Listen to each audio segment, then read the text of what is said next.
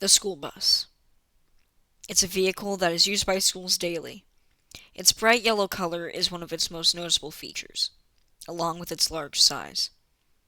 This vehicle is used to transport students to school, back home, to sporting events, or even field trips. But you already know that, because everyone knows what a school bus is.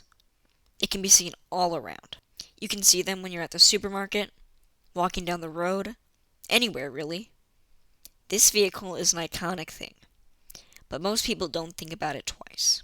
Grandparents have a knack for telling their grandchildren stories about walking to school for miles and miles, back when this useful vehicle wasn't around, and that sometimes they wouldn't even make it. It's one of those stories that you just have to roll your eyes at. They're just exaggerating. You never truly believe them. But in actuality, those stories are true. Seatbelts, everyone! Please let this be a normal field trip. With a friend? No way! Cruising on down Main Street, you're relaxed and feeling good. Next thing that you know, you see it. Octopus in the neighborhood, surfing on the sine wave, swinging through the stars. Take a left at human testing, take your second right past Mars on the magic scuba. Alligator nostril, climb on the magic scuba. Back in the early 1900s, the children of California had to walk miles and miles to get an education. They would spend all day in the schoolhouse just to walk miles and miles back to their home. Some kids, especially the kids of farmers, did not get an education for this reason. The children would often be held back by their parents because there was never a shortage amount of chores on the farm. Because of this, schools were a faraway dream for some of them. Because of the townspeople of Newman's pleas with Patchett, school buses were built to not only solve Newman's transportation problems, but transportation problems all over the world. If Patchett did not build this bus, then thousands of kids would not have been able to receive an education. We had to go back east to pick up buses. Went to Little Rock, Arkansas, and that was our big bunch of buses. We picked up new buses. We picked up Little Rock, Arkansas. There was 23 of them, I think, we brought out at one time. But we used to take Route 66. That's when Route 66.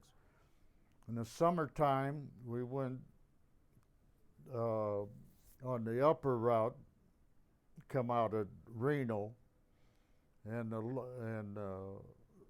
wintertime we go through Texas, and they bought buses from Indiana, Little Rock, Texas. Patchett, that man who would change it all, had a Ford garage located at Kern and End Streets. This man, Franklin Arthur Patchett, or simply known as Frank A. Patchett, received a commission to construct a vehicle that would take children to school. As he received pleas from the frustrated parents of the small town of Newman, Patchett set to work on the vehicle that would become California's first school bus, the bus that would solve the education tragedy. Board of Trustees for the school district, they had a school out on the other side of the creek off of Orristember Road, and it got where there were too many kids for the school, so they approached Mr. Patchett and said, we need a bus to take these kids to school.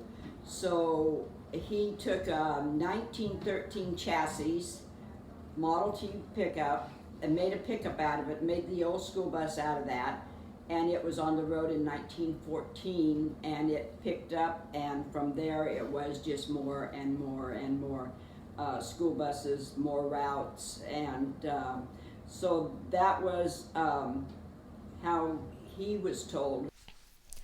The newly constructed bus was built using a 20-horsepower Ford Model T chassis. This new bus was able to fit 20 students on its bench seats. A lightweight roof with a nitride-coated canvas top was installed over the seats and fitted with rolled-up canvas windows, which could be used in the event of unpleasant weather. The girls rode in the front while the boys rode in the back. Mrs. Moore, as a previous Patchett's bus driver said, the roads were largely unimproved dirt roads and quite bumpy. so the boys' trailer would often flip and they would need to flip it back upward again. In the 1972 interview with Patchett, he recalled, "Nobody got hurt, but the next year we got letters from the boys saying that they refused to ride in the trailer anymore. We built another bus right away and took care of that."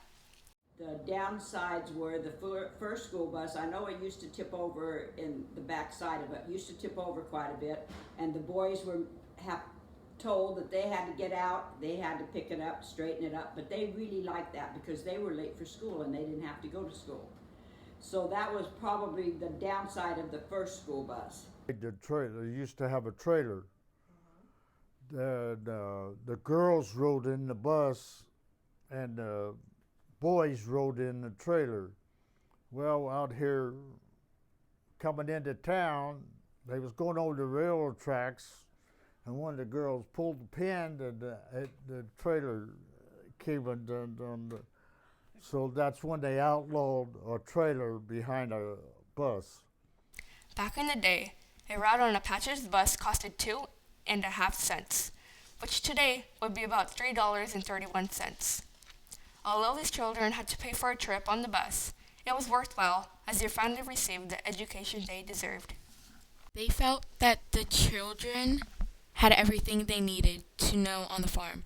It was difficult for the farmers to let their children go back to school, as they would help around the farm and chores would get done quicker. Without Patchett's bus, many children wouldn't have received a basic education, and many others would only help out on the farm. Because of this, children in the small town of Newman could get to and from school, solving Newman's education crisis. But it didn't stop there. Thanks to Patchett, buses were sold to the Santa Fe Trails Bus Company, Walsinger, Sacramento, Phoenix, Arizona, Oahu, Hawaii, and even Japan. Students and citizens all over the world were able to get where they needed to go easier than ever. The construction of this bus was so historically significant because it revolutionized transportation all over America. All because of one man. Many children could finally receive a basic education, something we take for granted today. The tragedy of children not being able to receive an education at the most basic level was a problem for decades in Newman and all over America. Through the coming together of Newman as a community to address the problem, and through Frank A. Patchett's hard work and dedication, children in Newman and across the nation could finally get to school. It was an incredible triumph, and a very important moment in American history. All thanks to a school bus. Cruising on down Main Street, you're relaxed and feeling good. Next thing that you know, you're seeing the puss in the neighborhood, surfing on the sound wave, swinging through the stars. Take a left at Truman Testing, take your second right past Mars on the magic school bus. Alligator nostril, climb on the magic school bus, spank a plankton too.